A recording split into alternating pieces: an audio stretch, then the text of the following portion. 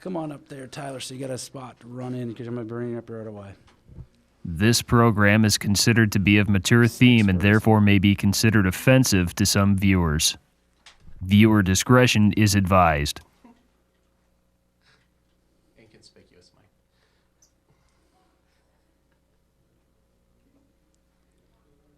Ladies and gentlemen, welcome in to the Donzilla Comedy Showcase, featuring 3 new stand-up comedians tonight.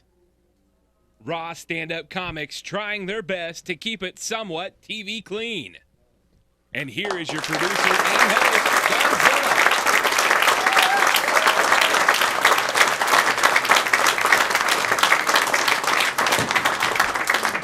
Hello, ladies and gentlemen, and welcome to the Donzilla Stand-Up Comedy Showcase. I have a very good bevy of comedians on for tonight.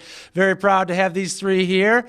We'll start the show off by the young man from Cedar Falls, Iowa. He's a very good friend of the family, very good friend of everyone. We all love him. He goes by many names. That guy, Mr. McDaniel, Sex Ferguson. Let's give a nice warm welcome to Tyler Daniels, everyone. Get him, buddy. Thank you very much. Has anyone here seen Suicide Squad yet? Yes? You're used to disappointment. I'm going to do really well tonight. Hi, my name is Tyler Daniels, and it's been a while since I've done stand-up comedy, I gotta say. I have been out and about much recently. I recently made the choice to quit drinking. And so, yes, I know.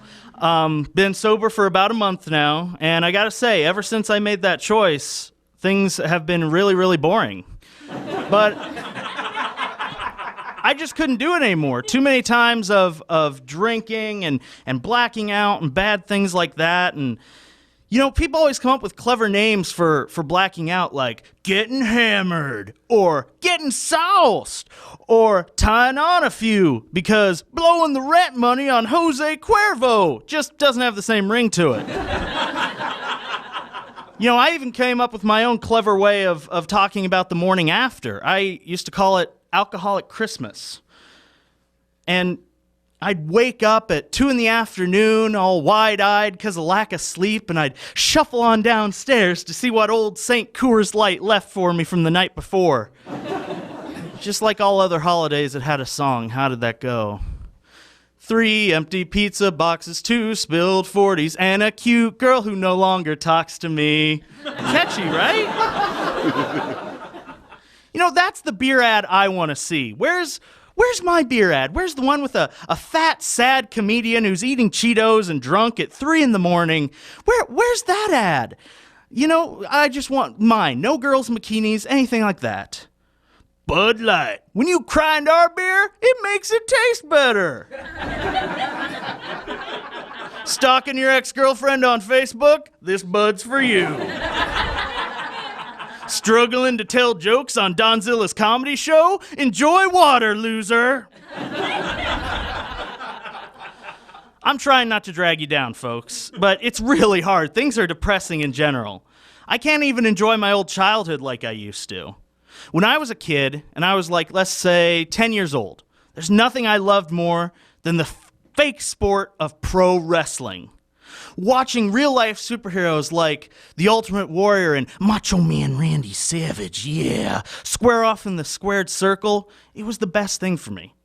And if you had that childhood, if you liked that fake sport, then you, of course, know of the immortal Hulk Hogan. So imagine my surprise when I turn on the TV and there's a new bright orange man with bad hair. And this one's screaming about how much he loves America, brother, and how he's gonna beat up all the foreigners, dude. What you gonna do when orange racism runs wild on you? That's the only Trump joke I'm doing tonight, folks. Trump jokes are really easy. It's like shooting fish in a barrel. Especially if that barrel is in a public place and no one cares about background checks. Hey, Fox News said if those fish had had guns, they would have been able to defend themselves. The only thing that stops a bad shooter is a good fish with a gun. Hashtag pray for barrel of fish. You know, I don't want to end things on a sad note, so whenever I'm feeling pretty sad, I like to go online and look at the arrest reports from my old hometown. Nothing fills me with joy than seeing my graduating class well represented with degrees in manufacture to distribute and intent to manufacture. I feel like I'm on meth right now, too. You know what? Screw Suicide Squad. This is the movie I want to see.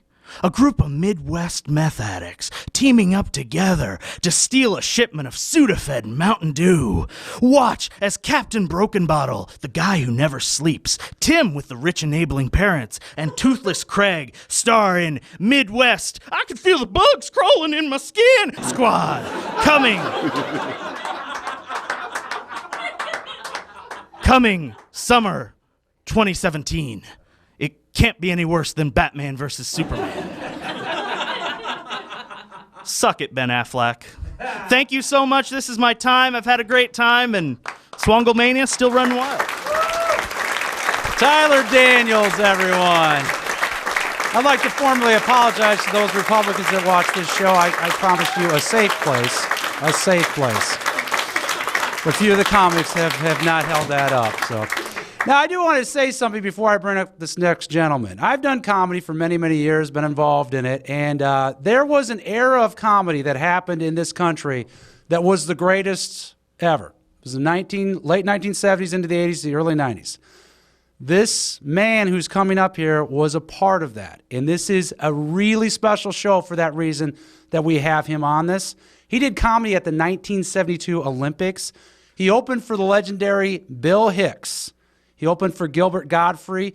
He toured all over the country. This is a real treat to have this gentleman at this show. I'd like to welcome in here from Pittsburgh, Pennsylvania, Mark Petrucelli, everyone.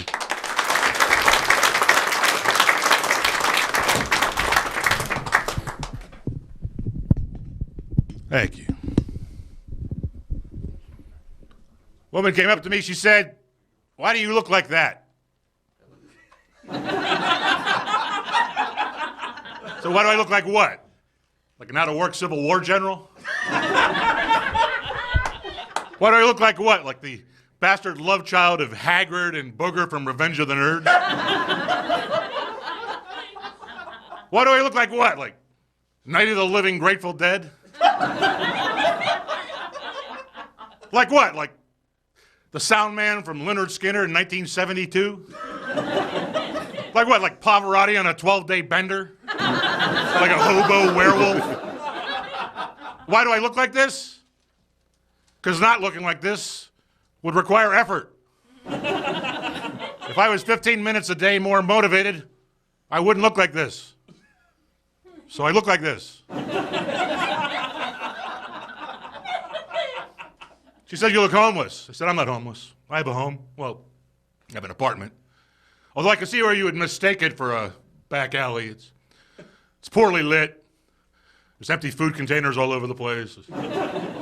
It's always damp even when it's not raining. And hookers and junkies wandering around. But that's usually only during the holidays.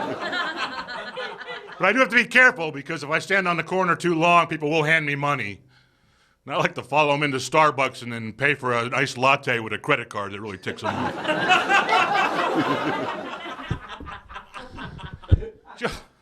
I guess I can sum up myself in one true statement. I bought a self-hypnosis cassette tape on overcoming procrastination in 1987, and I haven't gotten around to listening to it yet. It's still in the cellophane. Same woman asked me if I was gay. I could never be gay. I have no problem with the mechanics of it. I could just never care whether my belt matches my shoes. And I couldn't come up with an opinion about a window treatment at gunpoint. I guess if I had to define my sexuality, I'm a non-practicing heterosexual. Well, that's not really true. Actually, I practice all the time. What else can I tell you guys? I have a woman's kidney. She owed me 18 months back rent. I figured it was a fair trade.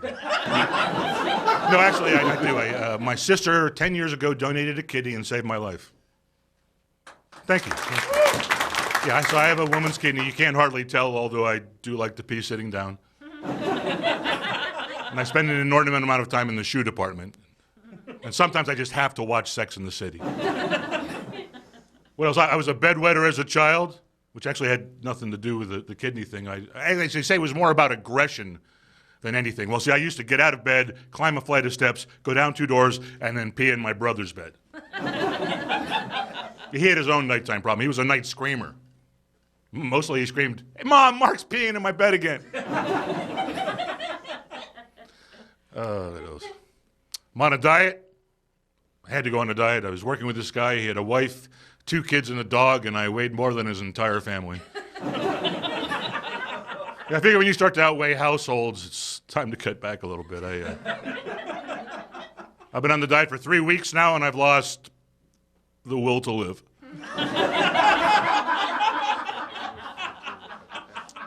Well, my latest dilemma, though, Jimmy John's will not deliver to my apartment.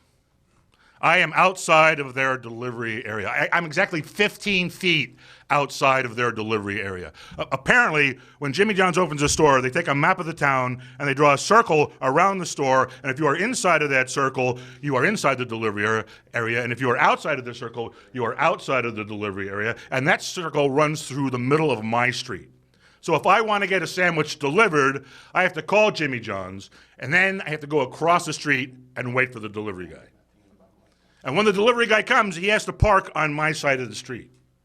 So he's actually closer to my apartment than he is to where I'm standing on the corner. But I can't go over and give him money and get my sandwich because he's now parked outside of the delivery area. So he has to come over to me and hand me my sandwich. I hand him the money, and then I have to go around his car to go back to my apartment to eat my Jimmy John's sandwich. I have been arguing with Jimmy John's about this situation for 18 months, and finally, I moved across the street. Thank you very much. You guys have been great.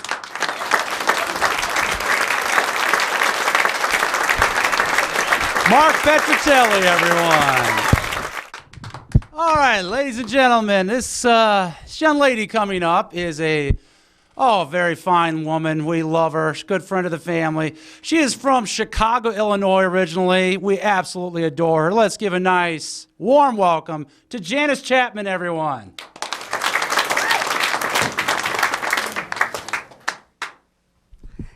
Hello, hello. Oh my goodness. I was driving from Davenport back to Cedar Rapids, and I accidentally stumbled upon listening to the Christian station. And by accidentally, they were playing Your Body's a Wonderland. So I didn't really feel that was like a good fit for that. And Delilah gets on and she talks to this listener, Rebecca. And Rebecca is like, "Oh my gosh, Delilah, I had it so bad for this guy all through junior high. I stalked him gingerly all through high school. And then he got his PhD and I still wasn't good enough for him. But now, Delilah, he has 3 kids, a divorce, and like a repossessed car. I think now is my time for this special connection." And Delilah says, "Well, Rebecca, we have the special, most perfect song for you." And Delilah actually played Talk Dirty to Me. And I could totally see in Corinthians 19:12, "Thy shall back that ass up, girl." And you know, and I recently turned 36, and the dating pool at 36 is like the size of my bathroom sink and full of scum. You know, I should start an infomercial for myself. Do you like to have farting contests till you shit yourself? Do you like to rob banks? Then you too could be my next ex-boyfriend. And And you know, like I've taken losers out on these dates, and I have my hair did extra big and my doomy pumps on, and I finally decide, yes, I'm gonna take this loser home. No, I'm gonna go to his home. All right, this is gonna happen. And 3 buses later, we get there, and we're making out, and we're getting hot and heavy, and he's all, yeah, baby. I'm like, give me 1 second, just 1 second. And I go to the bathroom. And just so you know, guys, when a girl says she's got to go to the bathroom, she really does not have to go to the bathroom. She's going to dig through your stuff. And after I go through and looking for a pink toothbrush and hair ties and Veltrex and there isn't any, I'm like, okay, I'm gold now. So I go back and we're making out and getting hot and heavy again. And he's all, yeah, baby. And I just go,